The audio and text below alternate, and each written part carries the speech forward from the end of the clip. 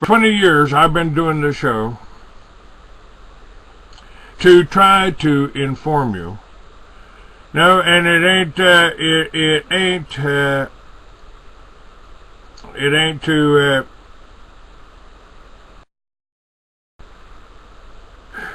it's about living and working together. It's about people cooperating with people. If you make a donation, if you order this book, then you're going to be helping somebody try to get the truth out to you. I got a lot of trolls on. I got a lot of people from other countries that are trying to scramble for their little place in line in the history there.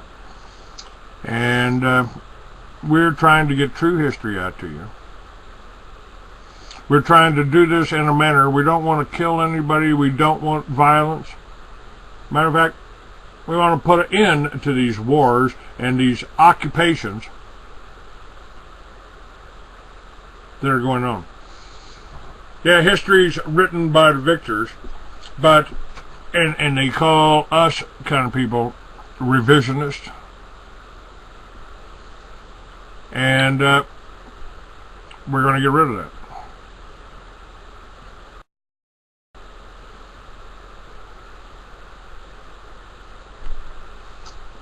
FreeAmerican.com. Liberty Villages is a way. Now, we did it. Jimmy Gray, that this show is just about. Jimmy Gray and I did it in Dallas in a 40-room apartment building.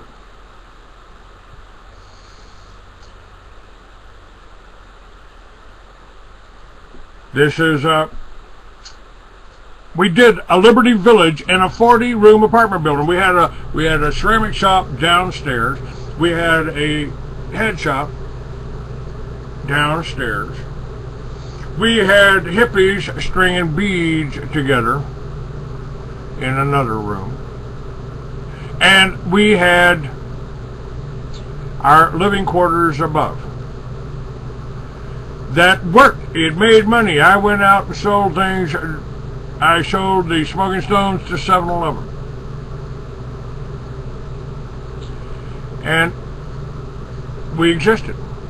We profited. And we would have developed the Solomon series then, a long time ago. But that didn't happen. We were robbed. We were shut down, basically. We lost the building. And we went our separate ways. But we've stayed in touch, and we're still together, and we still got the songs, we still got the music, we still got the words. The words are going to be better. I'm rewriting the original Solomon novels and bringing it together. Bringing it together. I'm doing this in my spare time when I'm not trying to get the information out on Edgar Steele. Now, we got 382 people. I need to tell you about Edgar Steele, because what happened to me 7 years ago is happening to Edgar Steele right now. He's been put in jail. He's been put in prison. He's not going to make it.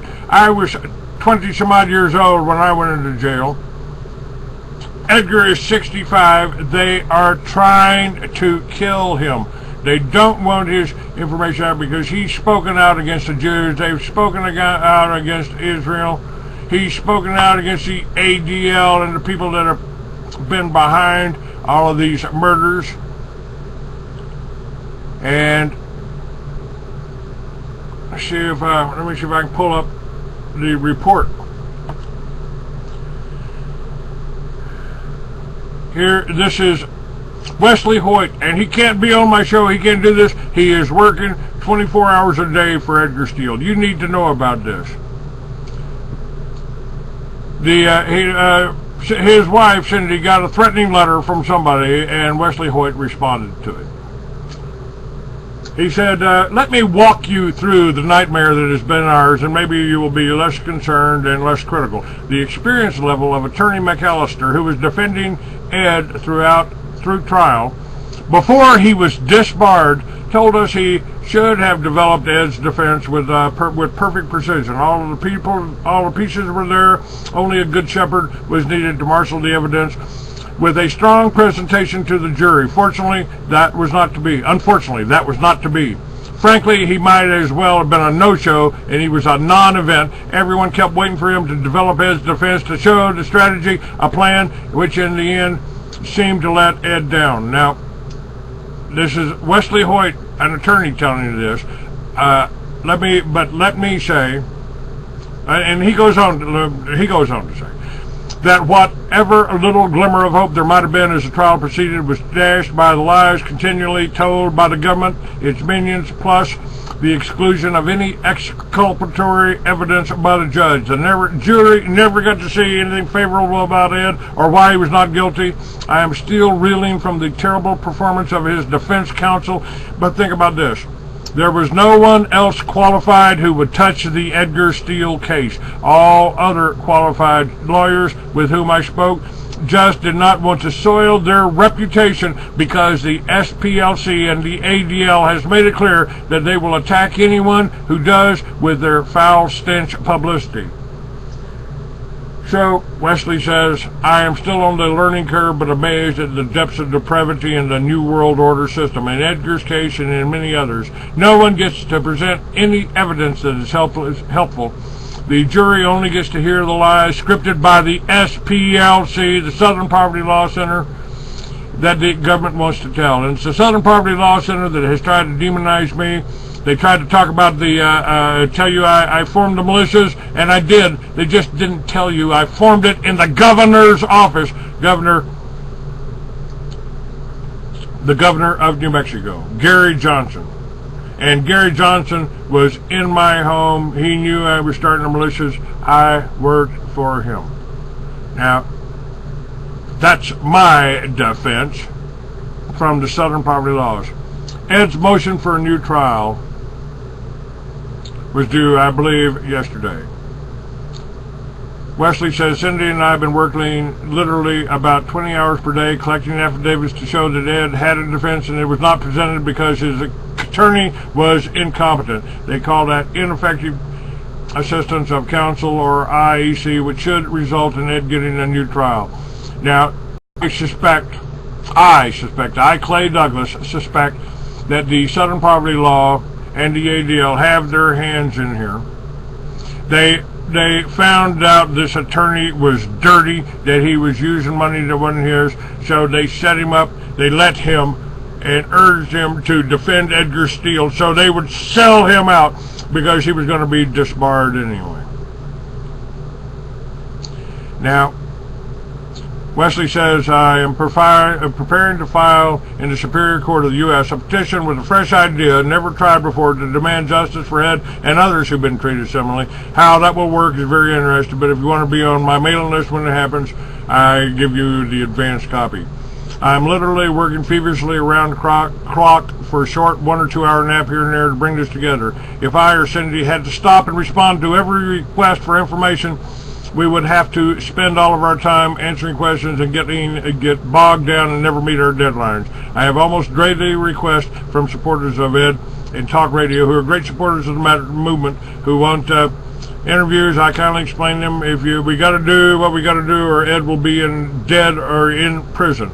You understand that Ed died on the operating table in November 2009 during his heart surgery. He's living on borrowed time. Time is short, but understand, if Cindy and I failed now in the 11th hour, with the sentence looming on August 22nd, 2001, and with the deadlines imposed by the court, Ed will never see the light of day. He's 65 years old, has ongoing health problems, and that even a 5-year sentence will probably kill him. Is that what you want? Because that is what the SPLC and the government want. In fact, that's what they're trying to do to all of us. They want to kill us and our economy off with their chemtrails, with their blown up rigs in the Gulf of Mexico, and their 9/11s, and I could go on and on. So, what is it you want? Neither Cindy nor I can talk to anyone not on the defense team. This email has cost me hours of precious time to compose. It has taken the time and energy that is needed desperately to defend Ed's case with a deadline looming.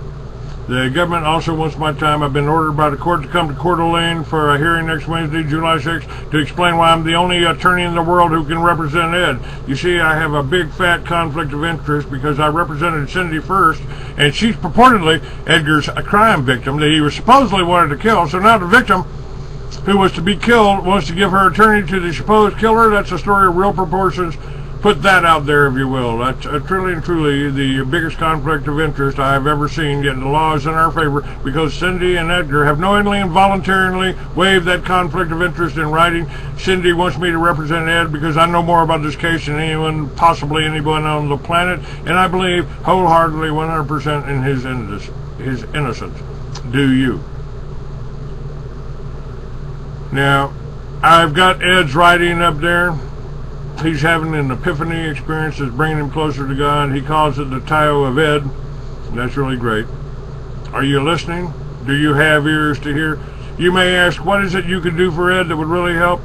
Well, Leslie says, get the word out. You can go to all your readers, supporters, and listeners, tell them about some amazing law about to be made that may help them, and they may have to sign a petition soon that can change, that we can believe in, what we can believe in, change the face of things as they are, and change back our country. You need to understand that their contributions are needed to Edgar Steele's defense fund, to Clay Douglas's defense fund, to Donna Taylor's defense fund. It's all there. If you donate to the Free American right now, folks, you are helping all of these people. I am the one getting the information out.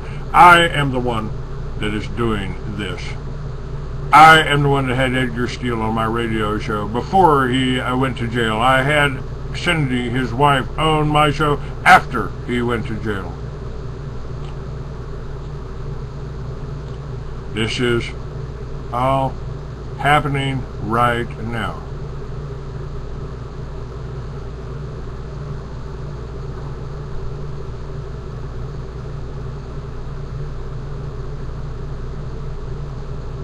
Alright.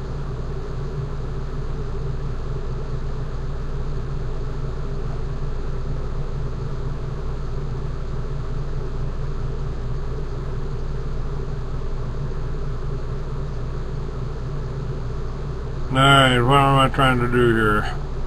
Alright, I'm stopping recording here. Folks, go to freeamerican.com, freeamerican.com, and see libertyvillages.org. Send a donation to clay@freeamerican.com. Help us get these new books out. Help us sell the old books. They are as got as much information as you can possibly get right now. And I don't care whether you're Jewish, I don't care whether you're Muslim, I don't care whether you're Christian. Stop fighting among each other and figure out how we can work together. That's what we can do. That's what the Free American is about. freeamerican.com. And Liberty Villages, you got land, you got money, you want to live in a way that's eco-friendly and still be free, do Free American. freeamerican.com.